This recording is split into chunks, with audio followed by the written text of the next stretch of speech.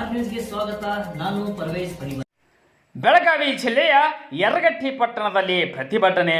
ಹುಬ್ಬಳ್ಳಿ ಧಾರವಾಡ ಮಹಾನಗರ ಪಾಲಿಕೆಯ ಕಾಂಗ್ರೆಸ್ ಸದಸ್ಯರಾದ ನಿರಂಜನ್ ಹಿರೇಮಠ ಅವರ ಮಗಳ ಹತ್ಯೆ ಖಂಡಿಸಿ ಹರಾಮ್ಖೋರ್ ಫಯಾಜ್ಗೆ ಗಲ್ಲು ಶಿಕ್ಷೆ ನೀಡಬೇಕೆಂದು ಯರಗಟ್ಟಿಯ ಅಂಜುಮನ್ ಇಸ್ಲಾಮಿಯಾ ಕಮಿಟಿಯಿಂದ ತಹಶೀಲ್ದಾರ್ ಮೂಲಕ ಮುಖ್ಯಮಂತ್ರಿಗಳಿಗೆ ಮನವಿ ಸಲ್ಲಿಸಿದರು.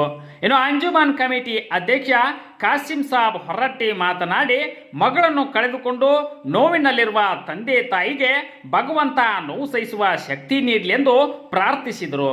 ಇನ್ನು ಈ ಸಮಯದಲ್ಲಿ ರಫೀಕ್ ಡಿಕೆ, ಹುಸೇನ್ ದಿಲಾವರ್ ನಾಯಕ್, ಸಲೀಂ ಜಮಾದಾರ್, ಫಿರೋಜ್ ಖಾದ್ರಿ, ಮುಖ್ತಾರ್ ನದಾಫ್, ನಜೀರ್ ನದಾಫ್, ಫಾರೂಕ್ ಅತ್ತಾರ್, ಜಾವೇದ್ ಮುಕಟ್ಖಾನ್, ಮುಜಾಫರ್ ಅತ್ತಾರ್, ಹಸನ್ ಅನ್ಸಾರಿ, ಇಸಾಕ್ ನದಾಫ್, ಹಸನ್ ಹುಸೇನ್ ನಾಯ್ಕರ್, ಇನ್ನುಳಿದ ಅಂಜುಮನ್ ಇಸ್ಲಾಂ ಹಾಗೂ ಸಮಾಜದ ಮುಖಂಡರು ಉಪಸ್ಥಿತರಿದ್ದರು.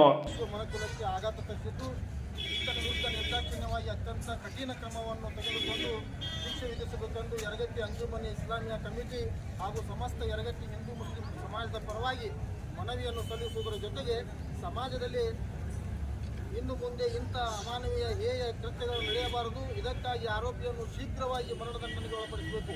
ವಿಳಂಬವಾದಲ್ಲಿ ಮುಂದಿನ ದಿನಮಾನಗಳಲ್ಲಿ ಭಯದ ವಾತಾವರಣ ಉಂಟಾಗಿ ಜನರಲ್ಲಿ ಆತಂಕ ಹುಟ್ಟಿಸಬಹುದು.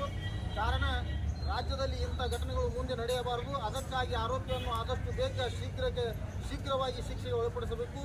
ಮೃತಳ ಮನೆಯವರಿಗೆ ಅಲ್ಲಾಹ್ ಆತ್ಮಸ್ಥೈರ್ಯ ಹಾಗೂ ದುಃಖವನ್ನು ಭರಿಸುವಂಥ ಶಕ್ತಿಯನ್ನು ದಯಪಾಲಿಸಲಿ ಅಂತ ಮನವಿ ಪತ್ರವನ್ನು ಕೊಡ್ತಾ ಇದ್ದೀವಿ.